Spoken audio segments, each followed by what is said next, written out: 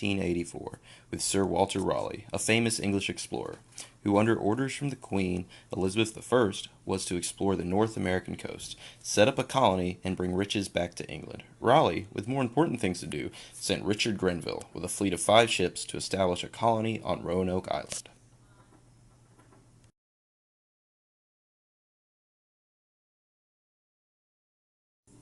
Once the colonists and Sir Grenville had made it across the Atlantic Ocean, they decided to settle on Roanoke Island.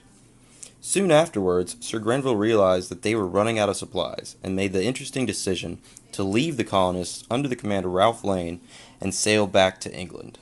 They were supposed to set up a colony and wait for Sir Grenville to return. Nearly 2 years had passed and Sir Grenville still had not returned with supplies, so when Sir Francis Drake showed up and offered to take them all back to England, most of them said yes.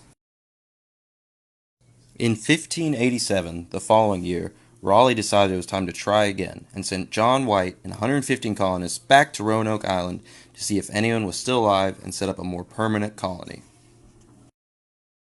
John White attempted to ask the native Croatoan tribe for help, but some of the Croatoans had previously been at war with other European colonizers and were not very eager to help. The colonists were terrified and persuaded John White to sail back to England for more men and supplies.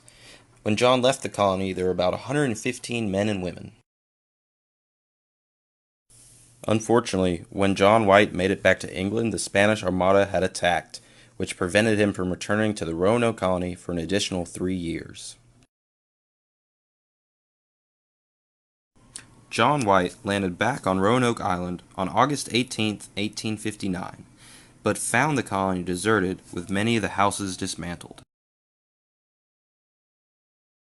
The only clues John discovered was the word Croatoan carved into a fence post and the letters C-R-O on a tree.